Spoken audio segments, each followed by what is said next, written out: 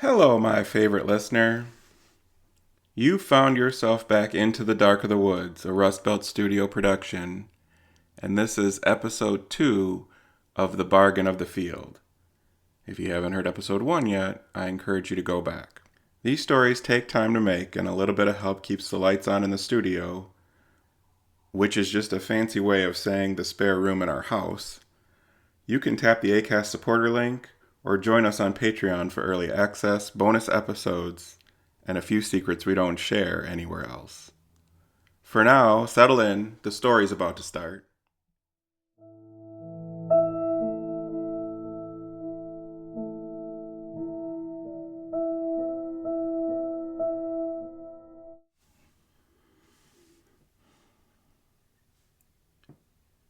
The harbor smelled of tar and salt. Ropes slapped the mast. Gulls circled overhead, their cries sharp against the gray sky. Kallio stood with one hand on the rough wood of the pier, the other closed around a small cloth pouch tucked deep in his coat. Seeds, wrapped in linen, carried from his father's land.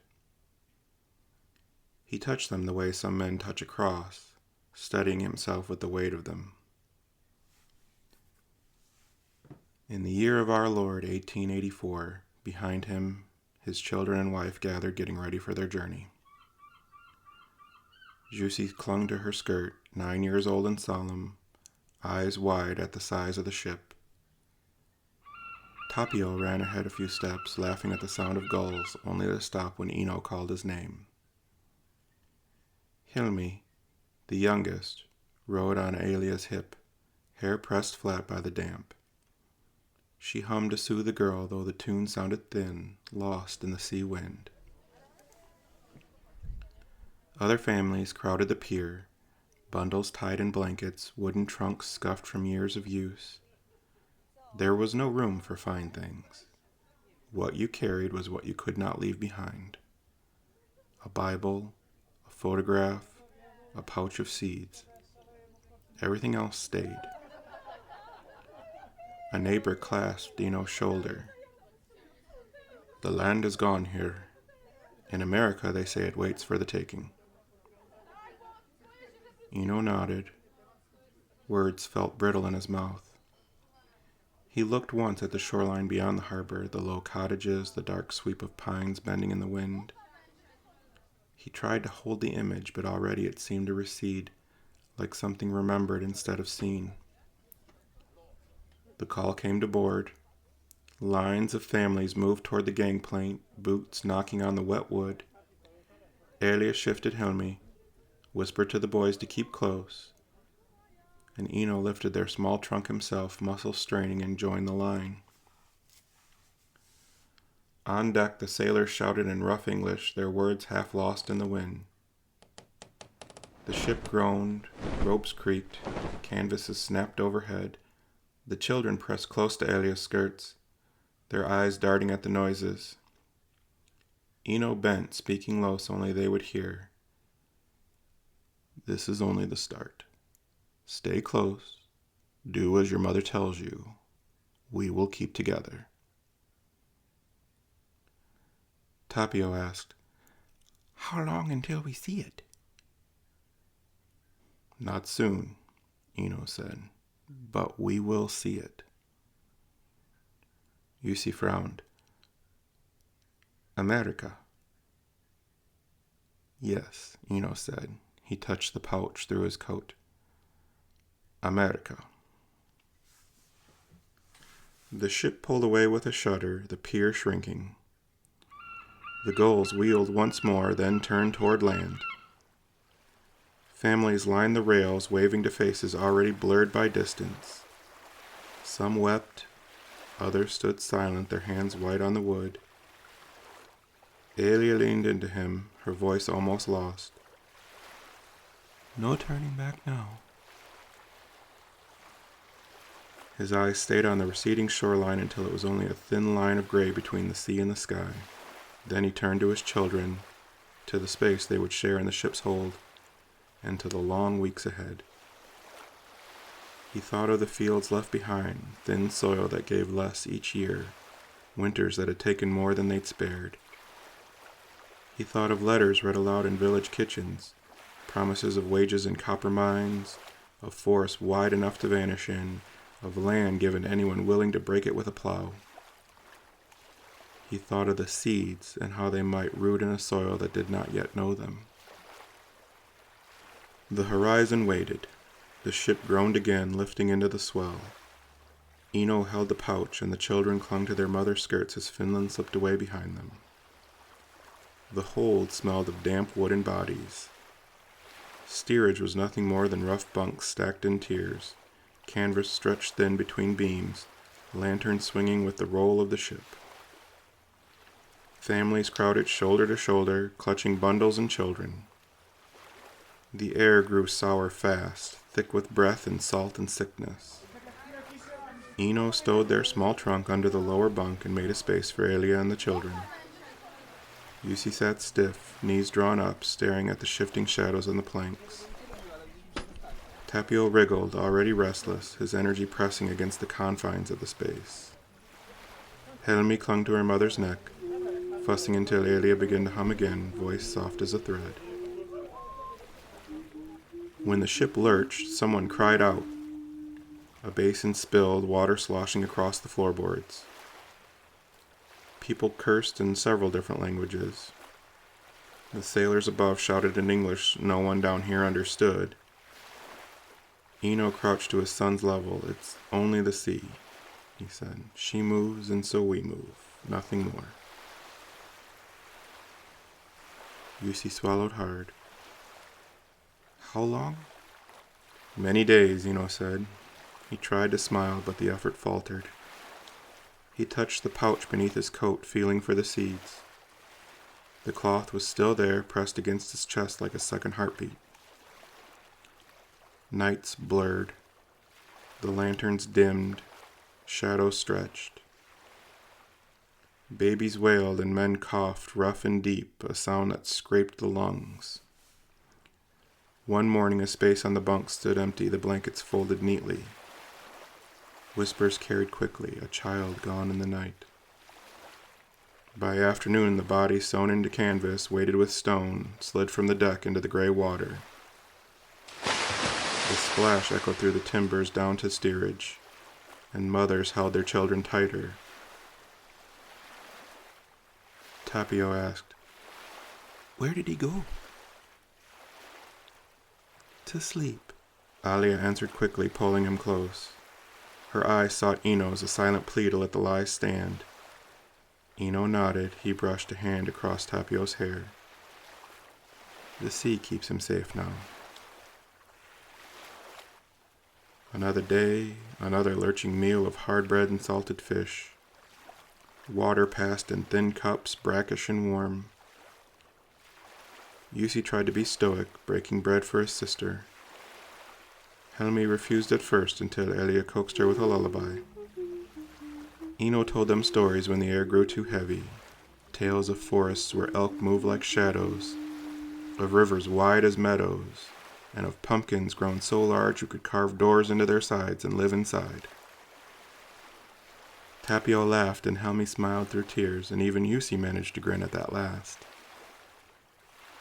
The stories kept them still when nothing else did. But at night Eno could not sleep. He sat awake with the sway of the ship, hand pressed to the pouch beneath his shirt. He thought of the clippings he did not yet have, of the plants he had not yet grown.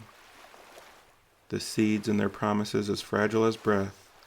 He pictured it all above, pressed into black soil, sprouting green, growing fat under a sun not yet seen. That thought steadied him when the timbers groaned and the cries of the sick grew louder. A week passed, maybe more. The sea stretched endless, the horizon gave no answers. Each day blurred into the next, marked only by the sound of feet above the faint chime of a ship's bell.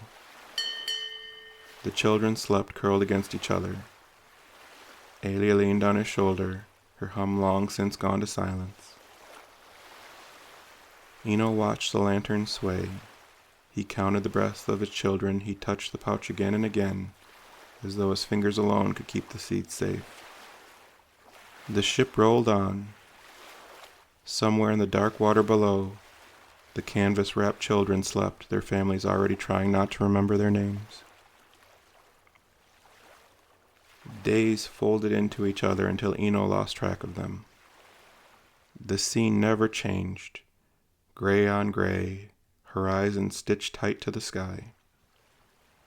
Morning was only a little paler than night. The lanterns swung in their arcs below deck, creaking in rhythm with the timbers as if time itself was hung from the beams. Food dwindled. Hard bread chipped teeth, salted fish turned stomachs, and water soured in the barrels. The children ate because Aelia made them, coaxing bites with her calm voice. Tapio gagged more than once, seasick enough to lie still for hours. Jussi grew quieter still, counting knots in the wood instead of speaking. Helmi clung to Aelia's neck, restless where the air grew close. Storms found them on the third week. Wind hammered the sails, and the ship heaved like an animal in pain. Buckets rattled loose, and men shouted in German and Swedish above orders cracked in English none below understood. Families clung to each other in the dark, water dripping from the seams, every lurch threatening to tear them loose. Aelia sang through it, her voice strained but steady. Old lullabies, hymns half-whispered, whatever words she could pull to fill the dark. Helmi pressed her face into her mother's chest, soothed by the hum, and Jussi clamped his hands over his ears. Tapio lay still, too weak to cry. Eno kept his hand on the pouch under his shirt, fingers pressed so hard they left marks on his skin. Seeds dry and weightless, but all he owned of certainty. He imagined again them pushing into the soil, saw roots pushing into the earth that didn't shift and pitch. He whispered promises no one else heard. A child 2 bunks away didn't survive the storm. Fever first, then silence. The body was lifted on a canvas stretcher the next morning, carried up through the hatch, and no one spoke. The splash came a moment later, muffled but certain. Another family left staring at empty boards. "Why?" Jussi asked that night, his voice sharp in the dark. Eno answered without hesitation, "Because the sea is wide. It takes what it wants." He drew the boy close, rough hand over thin shoulders. "But not us. Not while we hold together." Jussi nodded, though his eyes stayed open long after. The days were blurs again. Men coughed, and women prayed in low voices. Children shifted between fits of restlessness and sudden deep sleep. Aelia saved her voice for songs, humming when she had no strength for words. After 6 weeks gone, and another probably still ahead, the ship creaked, the lantern swayed, and the horizon gave no sign of change. The ship finally crept into the harbor under a sky the color of smoke. Masts and chimneys crowded the shoreline. Forest after forest have already been cut down and cleared away. The water itself smelled foul, coal dust, fish guts, and sewage. It clung to the throat, a stench so different from the clean salt air of the open sea that Eno coughed before he could stop himself. Crowds waited on the piers, wagons, horses, men in coats too fine for work. The shouting rose as the ship eased alongside. Inspectors in dark jackets waved their arms, barking orders in English, their voices thin and sharp against the groan of the timbers. Passengers pressed to the rails. Some craned for a glimpse of America, eyes wide. Others clutched their bundles closely, already weary. Aelia held Helmi on her hip, the girl restless in the noise. Jussi leaned against Eno's leg, too quiet, while Tapio tried to push forward until Aelia caught his sleeve. "Stay close," Eno said low. He touched the pouch beneath his shirt one last time, feeling the steeds. When the gangplank dropped, the line moved slow, families bent under their trunks, bundles tied in blankets. The Kallios had only the one trunk, heavy with what little they owned. Eno carried it on his shoulder, jaw set. At the foot of the plank, an inspector took names, his pencil scratched, his mouth mangled syllables. Kallio. Eno said steady. The man shrugged, made his mark, waved them through. Others weren't so lucky. A coughing woman pulled aside, her husband pleading. A man with papers that didn't match detained at a side table, his children clinging to his coat until sailors pried them away. Voices rose, harsh and desperate, but the line kept moving. Inside Castle Garden, the noise doubled. The great round hall echoed with footsteps and shouts. Light filtered down from high windows, catching on the haze of dust. Hundreds of people milled shoulder to shoulder, the sound of languages colliding, Finnish, Swedish, German, English. The air was thick, stifling. Alia kept telling me tight, murmuring to soothe her.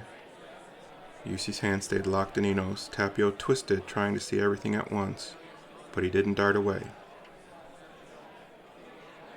Eno guided them through the press, step by step, no hesitation. He didn't stop when someone shouted in his ear, didn't answer when a man waved a flyer promising jobs, forward only. The pouch of seeds pressed against his chest with every breath. At the far doors, the light hit hard. The city opened before them in smoke and stone. Buildings stacked high, windows glaring, horses snorted in the hitching posts. A train whistle cut through it all, shrill and urgent from the station up the street. Alia's voice was barely audible. It's not what I imagined. No, Eno said.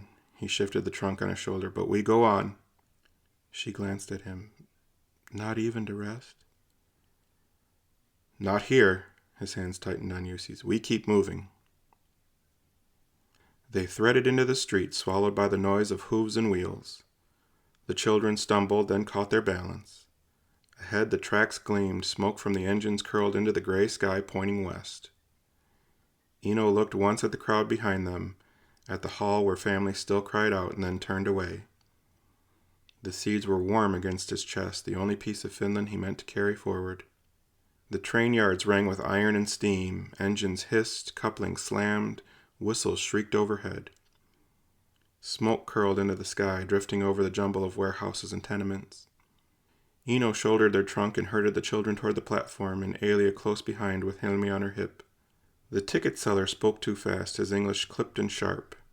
Eno slid coins across the counter, counting from memory what each mark was worth in the new currency.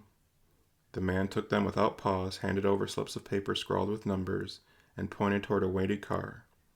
No explanation, no kindness, just keep the line moving on. The rail car smelled of coal and sweat, rough benches bolted to the floor. They wedged in with other families, some speaking Finnish, more in Swedish, German, a few clipped English. Children cried, soot smudged their faces. The whistle blew, and the car lurched into motion. New York fell away fast, brick giving to fields, then to rolling hills. Juicy pressed his face to the window, wide-eyed at the sight of barns larger than whole villages back home. Tapio asked question after question. Where does the smoke come from? Why do the cows look different? How far until they saw copper shining on the ground? Not today, Eno said each time, his hand steady on the boy's shoulder. We keep west. At night they dozed, sitting up, heads knocking against the wooden wall. The train rattled on, changing cars at junctions, always west. Days blurred into coal smoke and whistle shrieks. In Buffalo, the journey shifted. Lake Erie spread wide and cold, its gray water as endless as the sea they had just crossed. The family boarded a steamer, crowded again with trunks and families. The deck rolled under their feet, but not like the Atlantic. The water here felt tamed, hemmed in by the land on every side. On the deck, men traded stories. A Swede said he was bound for logging camps in Wisconsin. A German couple clutched a letter from a cousin in Detroit promising work in a brewery. Another Finn, gray-bearded, spoke of copper. Mines in the far north beyond Sault Ste. Marie. Wages for any man strong enough to swing a pick. Land cheap for those willing to clear it. Alia listened, rocking Helmi against her chest. Yusi leaned on the rail, staring at the water sliding past. Tapio peppered the old Finn with questions until Eno told him to hush. The steamer cut through the lake, smoke trailing behind. Towns slipped by, Cleveland, Detroit, ports crowded with more ships, more smoke, more noise.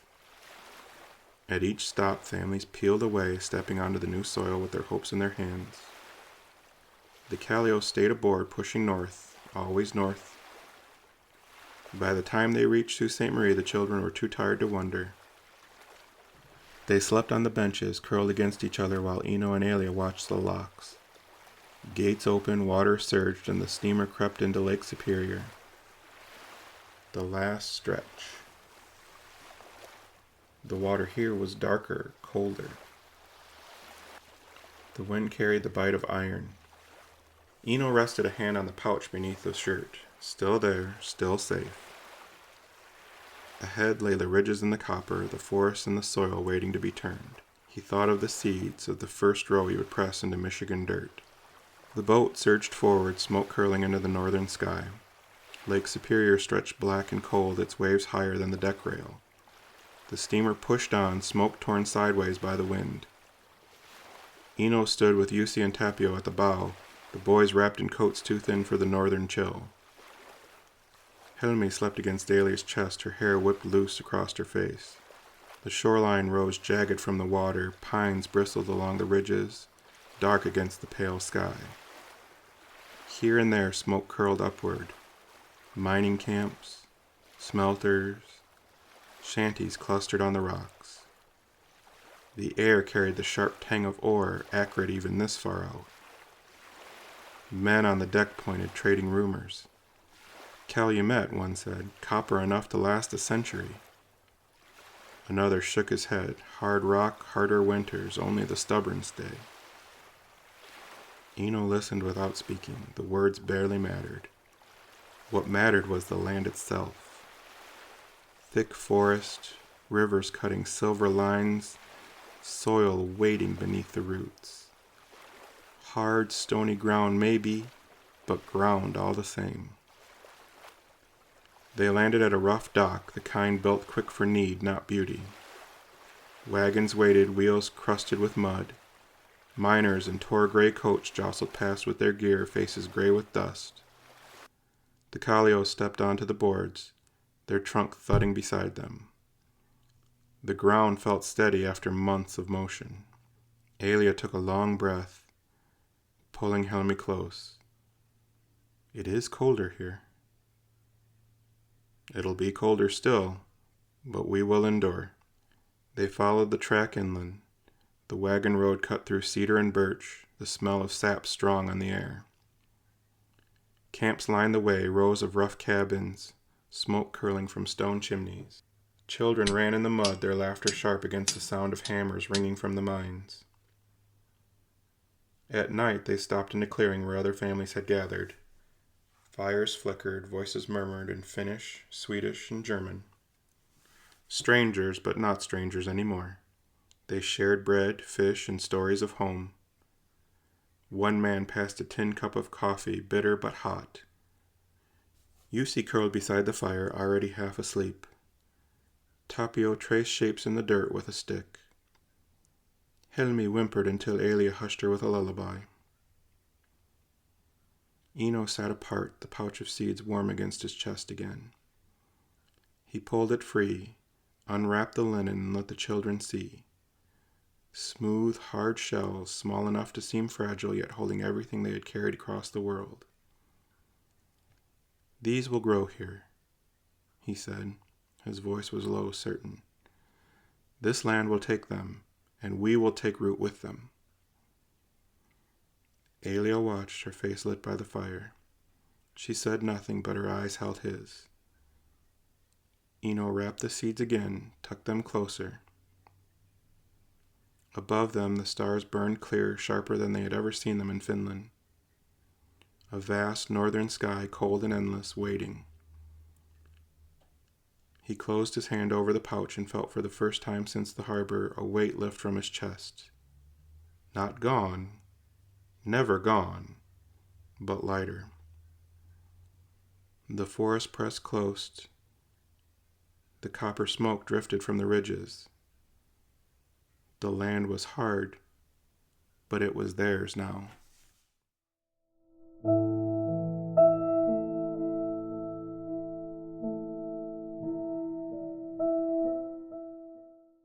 Hello again. Thank you for listening to this episode of Bargain of the Fields, a Rust Belt Studio production. This episode was written and performed by Brian Foster. You can find other Rust Belt Studio shows such as Mikey and the Garden Arch or Engine of War wherever you find podcasts, Spotify, Apple, Acast. All the listens go a long way to keeping the lights on and the wheels turning and the stories rolling. Thanks again, and we'll see you soon, my favorite listener.